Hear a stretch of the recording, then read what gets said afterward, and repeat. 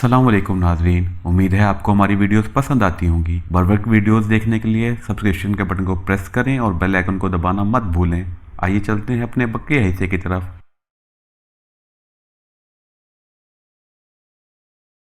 हमाद अरशद चौंक पड़ा था। मैंने से पूछा, क्या हुआ? लॉक तो पहले से ही खुला है, हमाद अरशद ने हैरत भरे लहजे में कहा। लॉक खुला हुआ है? क्या मतलब? मैंने चौंक कर कहा तो हमाद अरशद ने दरवाजे को प्रेस किया। दरवाजा खुलता चला गया। रुक जाओ, अंदर कोई मौजूद हो सकता है, मैंने इसका हाथ पकड़कर एक तरफ करते हुए कहा। ओह, लेकिन अंदर कौन हो सकता है? दरवाजे को तो मैंने खुद लॉक किया था और इस कमरे के दरवाजे की लॉक की चाबी तो हर वक्त मेरे पास होती है, हमाद अरशद ने हैरत भरे लहजे में कहा। मैं चूंकि आवारागर्दी करने के लिए निकला हुआ था, इसलिए मैं अपने साथ कोई असला वगैरह नहीं लाया था। मैं दरवाजे की साइड पर मौजूद दीवार के साथ लग गया था। हमाद को भी मैंने दीवार के साथ लगा लिया था। दीवार के साथ लगकर मैंने खुले हुए दरवाजे से अंदर झांका और अंदर की सुनगुन लेने लगा, लेकिन कमरे में मुकम्मल तौर पर खामोशी छाई हुई थी। तुम यही रुको, मैं अंदर जाकर चेक करता हूँ, मैंने कहा, और फिर मैं तेजी से सीधा हुआ और गड़ाप से कमरे में दाखिल हो गया। कमरे में दाखिल होते ही मैं एक तवील सांस लेकर रह गया था। कमरे की हर चीज बिखरी हुई दिखाई दे रही थी। सामने मौजूद अलमारियां भी खुली हुई थी। अलमारियों का सामान हर तरफ बिखरा हुआ दिखाई दे रहा था। यही नहीं, कमरे में मौजूद बेड भी अपनी जगह से खिसका हुआ था और सोफे भी पूरी तरह से पटे कटे पड़े थे। ऐसा लग रहा था जैसे कमरे में आकर किसी ने भरपूर अंदाज में तलाशी ली हो और अपनी मतलूबा चीज को तलाश करने के लिए इसने कमरे में मौजूद हर चीज को तहस नहस कर दिया हो। सामने खिड़की भी खुली हुई थी। मैं तेजी से खिड़की की तरफ बढ़ा।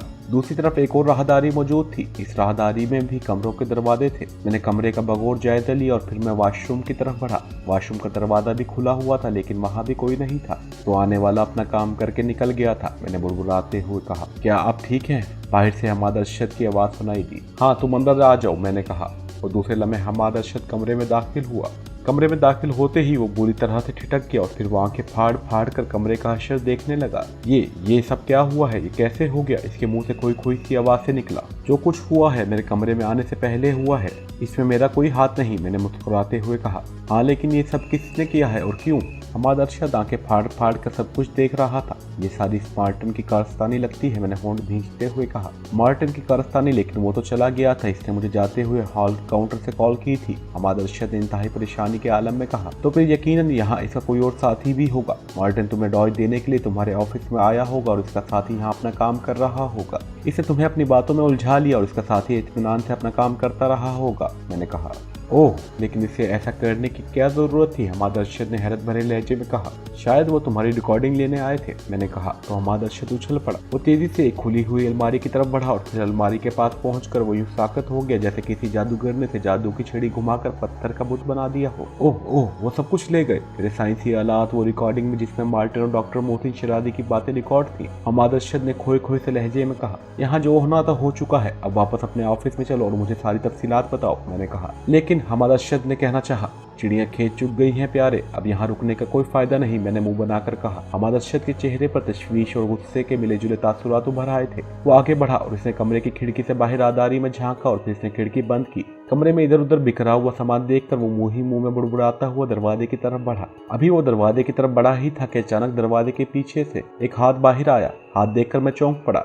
इसी लम्हे हाथ में मौजूद कोई चीज निकलकर तेजी से हमाद अरशद की तरफ आई और हमाद अरशद के सीने से टकराई और उसके लिबास से चिपक गई। ओह, ये क्या है? मैंने इस चीज को देखकर हैरत भरे लहजे में कहा और इसके साथ ही मैंने पूरी कुव्वत से साइड में पड़े हुए बेड की तरफ छलांग लगा दी थी। लेकिन इससे पहले कि मैं बेड के पीछे जाता, अचानक एक जोरदार धमाका हुआ और कमरे में हर तरफ खून और गोश्त के लोथड़े फैलते चले गए। कमरे का दरवाजा जोरदार धमाके से खुला तो दफ्तरी अंदाज में सजे हुए कमरे में बड़ी सी मेज के पीछे बैठा हुआ क्रीमिया की एक सरकारी डार्क स्काई एजेंसी के सुपर सेक्शन का चीफ, जो एक ढेड़ उम्र आदमी था, यकलक चौंक पड़ा था। इसने दरवाजे की तरफ देखा और फिर कमरे में एक नौजवान को दाखिल होता देखकर इसके चेहरे पर यकलक नागवारी के तासुरात नमूदार हो गए। ये क्या हरकत है रॉजर? ढेड़ उम्र आदमी ने इंतहाई सर्द लहजे में कहा। सॉरी चीफ, खबर ही ऐसी है कि मैं खुद को ना रोक सका, आने वाले नौजवान ने, जिसका नाम रॉजर था, माजरत भरे लहजे में कहा। खबर जो भी हो, लेकिन मैं ऐसा जज्बातीपन बर्दाश्त नहीं करता, आइंदा मोहतात रहना, ढेड़ उम्र आदमी ने इसी तरह सर्द लहजे में कहा। यस चीफ, नौजवान ने सर झुकाते हुए इंतहाई मौजबाना लहजे में कहा। अब बताओ क्या बात है? ढेड़ उम्र आदमी ने इसी तरह इंतहाई सख्त लहजे में कहा। चीफ, राडनीम ने पाकिस्तान की टॉप सीक्रेट लेबॉर्ट्री से पाकिस्तानी साइंसदान डॉक्टर इजाद अफरीदी का बीआर फार्मूला हासिल कर लिया है, नौजवान ने जवाब देते हुए कहा। तो ढेड़ उम्र आदमी बेख्तियार चौंक पड़ा। बैठो, उधेड़ उम्र आदमी ने हकार भरते हुए कहा था। इसके चेहरे पर मौजूद सख्ती और क्रख्तपन के तासुरात नौजवान की बात सुनकर भी कम नहीं हुए थे। नौजवान मेज की दूसरी तरफ रखी हुई कुर्सियों में से एक कुर्सी पर मौजबान अंदाज में बैठ गया। कहाँ है फार्मूला? उधेड़ उम्र आदमी ने इसी तरह साध लहजे में बात करते हुए कहा। वो मार्टिन के पास है, फार्मूला माइक्रोफिल्म में है और वो माइक्रोफिल्म लेकर मार्टिन जल्द ही एक्रीमिया पहुंच जाएगा और यहाँ पहुंचकर वो माइक्रोफिल्म आपके हैंडओवर कर देगा, रॉजर ने जवाब देते हुए कहा। तुम्हें ये खबर किसने दी है? चीफ ने कहा। मैगी ने। इसने मुझे फेज 3 पर कॉल की थी। इसने मुझे बताया था कि फार्मूला रॉडनी से मार्टिन ने ले लिया है और वो जल्द ही इसे लेकर एक्रीमिया पहुंच जाएगा। रॉजर ने कहा। क्या ये तफसील बताई है इसने? चीफ ने पूछा। चीफ, ये मिशन रॉडनी को सौंपा गया था और उसे बताया गया था कि पाकिस्तान में एक टॉप सीक्रेट साइंसी लेबॉरेटरी में पाकिस्तान के मायनात साइंसदान ब्राइट रेस मिसाइल तैयार कर रहे हैं जिसका कोड नेम BR मिसाइल है। ये ऐसा मिसाइल है जिसमें ना कीमियाई मवाद इस्तेमाल किया जाता है ना कोई ब्लास्टिंग मवाद। ये टोटल रेज मिसाइल है। ये मिसाइल ना सिर्फ टारगेट को तमाम रुकावटें अबूर करके हिट करने की सलाहियत रखता है बल्कि इससे ऐसी शुआएं निकलती हैं जो 1000 किलोमीटर के दायरे में फैलकर हर चीज़ को लम्हों में फना कर देती हैं। ब्राइट रेस जमीन की कई 100 फीट गहराई तक मार करती है और वहां मौजूद हर चीज को राख बना डालती है। हमारे इत्तला के मुताबिक BR मिसाइल का मौजूद पाकिस्तानी साइंसदान डॉक्टर इजाद अफरीदी है जो BR मिसाइल का फार्मूला तैयार कर चुका था और अब वो टॉप सीक्रेट लेबॉरेटरी में इस मिसाइल को तैयार करने पर काम कर रहा था। रॉडनी को पाकिस्तान भेजकर ये जिम्मेदारी सौंपी गई थी कि वो डॉक्टर इजाद अफरीदी या SST लेबॉरेटरी का पता लगाए और वहाँ बनने वाले BR मिसाइल का फार्मूला हासिल करे और अगर मुमकिन हो सके तो पाकिस्तान की इस लेबॉरेटरी को भी तबाह कर दे। रॉडनी पर नजर रखने के लिए मैंने आपके हुक्म पर मैगी को भेज दिया था जो रॉडनी पर साइंसी आलात से मुसलसल नजर रख रही थी और मुझे इसके बारे में तमाम मसरूफियात के बारे में तफसीलात फराहम कर रही थी। मैगी ने मुझे बता दिया था कि इसे और रॉडनी को इस बात का तो पता नहीं चल सका है कि SST लेबॉरेटरी कहाँ है, लेकिन रॉडनी ने दिन रात काम करके SST लेबॉरेटरी में काम करने वाले एक साइंसदान डॉक्टर मोहसिन शिरादी का पता लगा लिया था। इसने डॉक्टर मोहसिन शिरादी के बारे में मालूमात हासिल की तो इसे पता चला कि वो एक इंतहाई चालाक और शातिर होने के साथ साथ दौलत का रस्सी और हुस्न परस्त इंसान है। दौलत के हसूल के लिए वो कुछ भी करने पर आमादा हो सकता था। चुनांचे रॉडनी ने डॉक्टर मोहसिन शिरादी को अपना हदफ बनाया और इसके बारे में मजीद मालूमात हासिल करनी शुरू कर दी। डॉक्टर मोहसिन शिरादी अयाश तभी आदमी था। इसे जुआ खेलने के साथ साथ महंगी तरीन शराब पीने की भी लत लग गई थी। वे सारे काम लेबॉरेटरी से बाहर रहकर करता था। वो अक्सर लेबॉरेटरी से छुट्टी लेकर अयाशी के लिए अपनी रिहाइशगाह पर या फिर किसी 5 स्टार होटल में चला जाता था। इसकी कोशिश होती थी कि वो जब भी किसी होटल में जाए तो मास्क मेकअप करके अपनी शनाख्त को छुपा ले। वो होटलों में अपना गलत नाम और पता लिखवाता था और फिर होटल में रहकर अपने अयाशी के काम सर अंजाम देता था। रॉडनी को यह भी पता चला कि डॉक्टर मोहसिन शिरादी को जुए की आदत ने इसे बहुत ज्यादा मकरूज कर दिया है। इसी वजह से इसने अपनी कीमती कार, रिहाइशगाह और बहुत सी ज़रूरी जायदाद गिरवी रखवा दी है। इसके बावजूद वो जुए का कर्ज उतारने में नाकाम रहा है। इसे दौलत की अशद ज़रूरत है। एक अंदाजे के मुताबिक डॉक्टर मोहसिन शिरादी को $30 लाख की अशद ज़रूरत थी ताकि वो अपना कर्ज उतार कर अपनी गिरवी रखी हुई जायदाद को वापस हासिल कर सके, लेकिन इसके पास ऐसा कोई जरिया ना था कि वो $30 लाख कहीं से हासिल कर सके। ये सारी मालूमात मिलते ही रॉडनी ने डॉक्टर मोहसिन शिरादी से मिलने का प्रोग्राम बना लिया और इसकी रिहाइशगाह में मिलने पहुंच गया। इत्तेफाक से डॉक्टर मोहसिन शिरादी इन दिनों अपनी रिहाइशगाह पर आया हुआ था। पहले तो इसने रॉडनी से मिलने से इनकार कर दिया, लेकिन जब इसे रॉडनी ने बताया कि वो इसका कर्ज उतारने और इसकी तवक्को से ज्यादा दौलत देने के लिए आया है तो वो फौरन इससे मिलने के लिए तैयार हो गया। चुनांचे रॉडनी ने डॉक्टर मोहसिन शिरादी से मुलाकात की। इसके सामने शर्त रखी गई कि अगर वो SST लेबॉरेटरी की इन्हें तफसीलात बता दे तो वो इन्हें $50 लाख दे सकता है। लेकिन डॉक्टर मोहसिन शिरादी के कहने के मुताबिक वो लेबॉरेटरी के बारे में कुछ नहीं जानता था। इसने बताया कि लेबॉरेटरी में ले जाने के लिए इसकी रिहाइशगाह में सरकारी तौर पर एक एम्बुलेंस आती है और एम्बुलेंस में इसे बेहोशी का इंजेक्शन लगा दिया जाता है। इसे इस बात के इल्म नहीं होता कि एम्बुलेंस में इसका सफर कितना तवील होता था और इसे मुल्क के किस हिस्से में ले जाया जाएगा। इसे होश आता तो वो लेबॉरेटरी के एक मखसूस हिस्से में ही मौजूद होता था। इस तरह जब वो लेबॉरेटरी से आता तब भी इसे इंजेक्शन लगाकर बेहोश कर दिया जाता था और इसे अपनी रिहाइशगाह में ही होश आता था। इसकी रिहाइशगाह के अफराद के कहने के मुताबिक इसे एम्बुलेंस में ही बेहोशी की हालत में लाया जाता था। वो एम्बुलेंस के जाने के 2 से 3 घंटों बाद होश में आता था। रॉडनी ने इससे लेबॉरेटरी के राब्ता नंबरों के बारे में पूछा तो डॉक्टर मोहसिन शिरादी ने बताया कि लेबॉरेटरी में फ़ोन नाम की कोई चीज़ मौजूद नहीं है। इस लेबॉरेटरी को खुफिया रखने के लिए खुसूसी इंतजाम किए गए हैं। किसी साइंसदान को किसी चीज़ की ज़रूरत होती तो वो या तो खुद लेबॉरेटरी से बाहर जाता था और तमाम साइंसदानों के इसी तरह लेबॉरेटरी के बाहर इनकी रिहाइशगाहों में पहुंचाया जाता था, जिस तरह डॉक्टर मोहसिन शिरादी को लाया जाता था और ले जाया जाता था। रॉजर ने तफसील बताते हुए कहा, इस कदर राजदारी? चीफ ने होंठ भींच कर कहा। यस चीफ, रॉजर ने जवाब दिया। तो फिर इन्हें जब लेबॉरेटरी में वापस जाना होता था तो वो क्या करते थे? चीफ ने पूछा। डॉक्टर मोहसिन शिरादी के कहने के मुताबिक जो साइंसदान जिस काम के लिए बाहर जाता था, अपना काम पूरा कर लेने के बाद जब इसे वापस लेबॉरेटरी में वापस आना होता था तो वो एक हॉटलाइन पर कॉल करता था। हॉटलाइन पर कॉल करने के बाद मुतल्लिका साइंसदान या लेबॉरेटरी के किसी भी वर्कर को लेने एम्बुलेंस ही आती है और फिर इसकी आंखें लेबॉरेटरी में ही खुलती हैं, रॉजर ने जवाब दिया। ऐसी सूरत हाल में डॉक्टर मोहसिन शिरादी ने लेबॉर्ट्री से फार्मूला कैसे हासिल किया था, चीफ ने पूछा। डॉक्टर मोहसिन शिरादी का ताल्लुक लेबॉर्ट्री के स्ट्रांग रूम से है। वो स्ट्रांग रूम का इंचार्ज है। वहाँ से कोई भी फार्मूला निकालना इसके लिए मुश्किल नहीं था। इसके लिए असल मसला फार्मूले की कॉपी बनाकर इसे लेबॉर्ट्री से बाहर लाने का था। डॉक्टर मोहसिन शिरादी की जब रॉडनी से बात हुई तो डॉक्टर मोहसिन शिरादी ने इससे डील की थी कि वो इसे अगर $1 अरब की खतीर रकम दे तो वो ये काम कर सकता है और इसके लिए लेबॉर्ट्री से फार्मूले की कॉपी ला सकता है।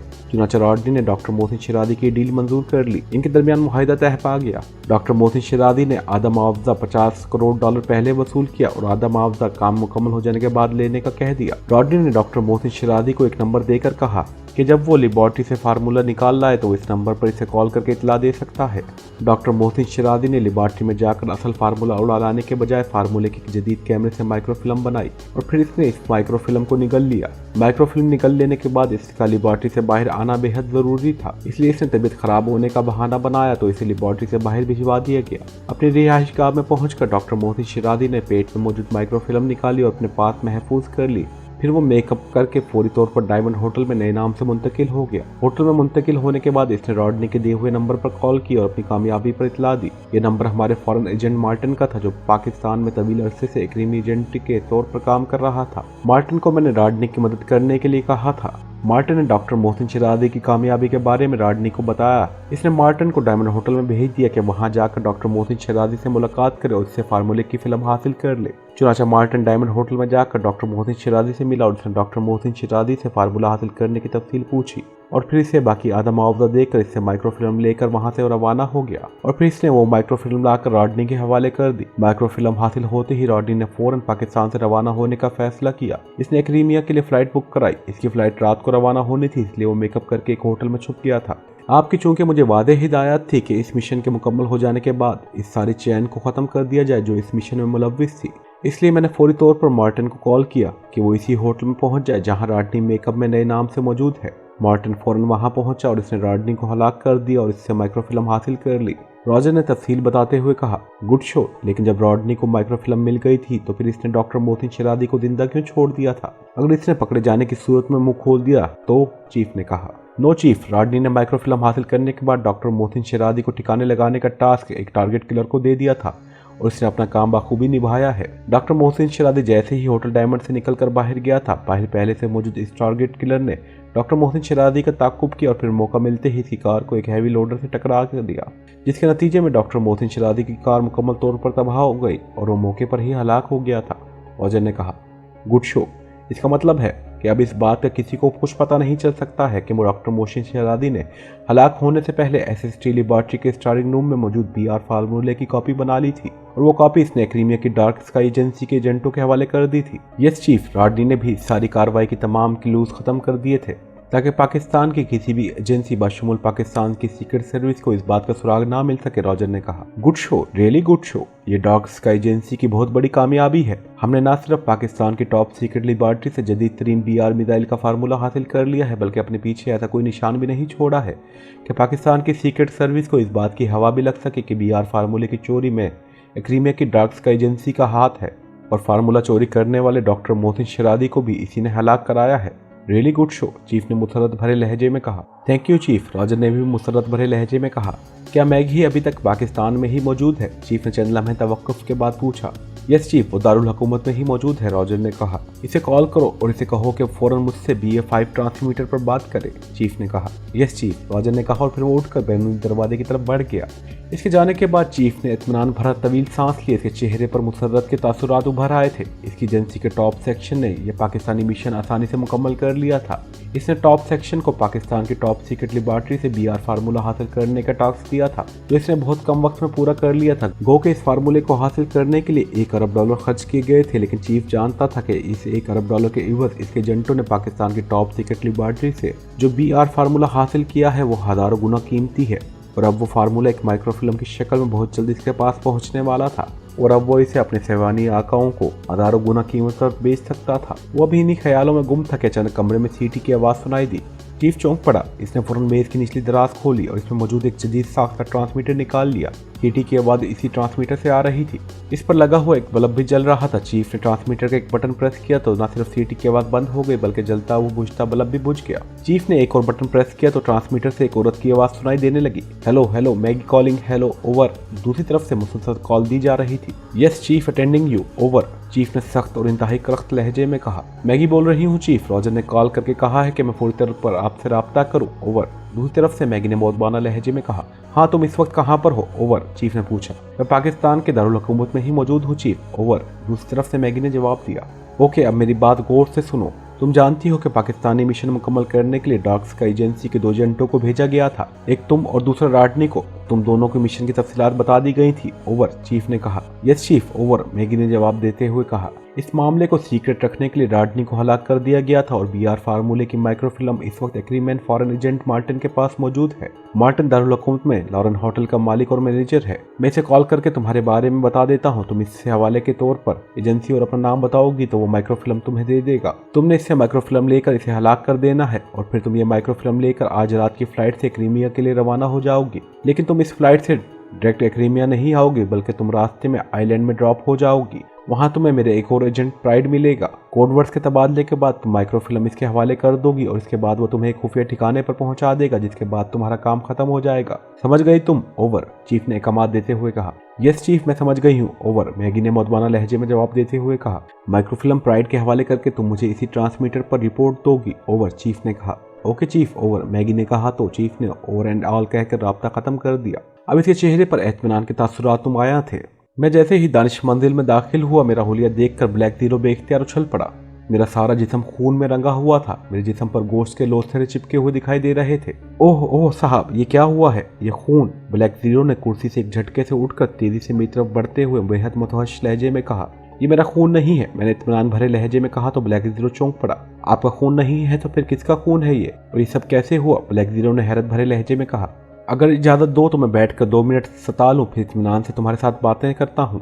मुसलसल कार दौड़ा दौड़ा कर मेरा थकन से बुरा हाल हो गया है, मैंने कहा। ओ, आप वाकई थके हुए लग रहे हैं, ब्लैक जीरो ने कहा। नहीं, मेरी कार दौड़ती रही है, वो बेचारी थकी हुई है। पहले मुझे जाकर नहा लेना चाहिए और लिबास भी बदल लेना चाहिए, फिर मैं तुम्हारे पास आकर बैठूंगा और तुम्हारे दिमाग में नाचने वाले सवालों के जवाब दूंगा, मैंने कहा तो ब्लैक जीरो ने इस बात पर सर हिला दिया। मैं ऑपरेशन रूम से बाहर निकल आया। ब्लैक जीरो चंद लम्हे सोचता रहा, फिर वो उठा और किचन की तरफ चल दिया। वो मेरे नहाने और लिबास बदल कर आने से पहले मेरे लिए अपने लिए चाय बना लेना चाहता था। थोड़ी देर बाद वो चाय के 2 कप लेकर वापस आ गया। मैं अभी तक वापस नहीं आया था। ब्लैक जीरो को ज्यादा इंतजार न करना पड़ा। मैं जल्द ही नहाकर नया लिबास पहनकर वापस आ गया। अब आप हशाश बशाश दिखाई दे रहे हैं, ब्लैक जीरो ने मुस्कुराते हुए कहा तो मैं भी मुस्कुरा दिया। दफनाने से पहले मुर्दों को नहा धोला कर नया लिबास बेवतन करके फ्रेश होना ही पड़ता है, मैंने मुस्कुराते हुए कहा तो ब्लैक जीरो भी हंस पड़ा। तो आप किसी मिशन पर जाने के लिए नहा धोकर नया लिबास पहनने के लिए तैयार हुए हैं, ब्लैक जीरो ने मुस्कुराते हुए कहा। और नहीं तो क्या, अब तुम कोई हसीन औरत बल्कि सिरे से औरत ही नहीं हो तो तुम्हारे लिए तो मैं सब कुछ नहीं कर सकता ना, और ना ही इसकी जरूरत है, मैंने मुस्कुराते हुए कहा तो ब्लैक जीरो भी बेख्तियार खिलखिलाकर हंस पड़ा। अच्छा, चाय पी लें, मैं भी बनाकर लाया हूँ वरना ठंडी हो जाएगी, ब्लैक जीरो ने कहा तो मैंने सामने मेज पर पड़ा हुआ चाय का कप उठा लिया। वैसे हुआ क्या है? वो खून गोश्त के लोथड़े, ब्लैक जीरो ने मेरी तरफ गौर से देखते हुए कहा तो मैंने इसे अचानक डायमंड होटल में जाने और वहाँ पेश आने वाले वाकयात के बारे में तफसीलात बतानी शुरू कर दी। जैसे ही मैंने वो चीज हमाद अरशद के जिस्म पर चिपकते देखी, मुझे समझने में देर न लगी थी कि हमाद अरशद पर मैग्नेट बम फेंका गया था। मैंने फौरन वहाँ मौजूद बेड के अक में छलांग लगा दी थी, लेकिन इससे पहले कि मैं बेड के अक में पहुंचता, हमाद अरशद के जिस्म पर चिपकने वाला बम फट गया और उसके जिस्म के पर खिच्चे उड़ गए थे, जिसके नतीजे में मेरा जिस्म इसके खून से आलूदा हो गया था। हैरत अंगेज बात थी कि दरवाजे से जिसने भी मैग्नेट बम फेंका था इसका निशाना बेहद शानदार था। बम सीधा हमाद अरशद से टकराया था और उसके जिस्म पर ही मकनातीस की तरह चिपक गया था, और फिर जब बम ब्लास्ट हुआ तो इससे सिर्फ हमाद अरशद के ही परखिच्चे उड़े थे। इस बम के धमाके से कमरे के किसी सामान को नुकसान नहीं पहुंचा था। हमाद अरशद की भयानक मौत देखकर मैं कुछ देर के लिए तो साकत रह गया था, लेकिन फिर जैसे ही मेरे होश ठिकाने आए मैं तेजी से राहदारी में पहुंचा। लेकिन इस वक्त तक बम फेंकने वाला निकल चुका था। मेरा लिबास पूरी तरह से खराब हो चुका था। मेरा वहां रुकना खतरनाक हो सकता था, क्योंकि ये तय था कि मार्टिन की ईमा पर इसका जो साथी हमाद अरशद के स्पेशल रूम में आया था, इसने हमाद अरशद की हुई रिकॉर्डिंग हासिल कर ली थी और वो इसी होटल के किसी कमरे में मौजूद था। हमला करते ही वो वापस कमरे में चला गया था। अगर मैं वहां रुकता तो मुझ पर भी हमला हो सकता था। मेरे सामने एक साइंसदान और इसकी चोरी के बारे में अहम इंकशाफ हुआ था, इसलिए मैं जल्द से जल्द इसका पता लगाना चाहता था। इसलिए मैंने वहां से निकल जाना ही मुनासिब समझा और फिर मैं होटल से सीधा यहाँ आ गया। यहाँ आते हुए रास्ते में मैंने टाइगर से राब्ता किया ताकि मैं जल्द से जल्द होटल लॉरेन पहुंचकर इस मार्टिन को गिरफ्त में ले सकूं।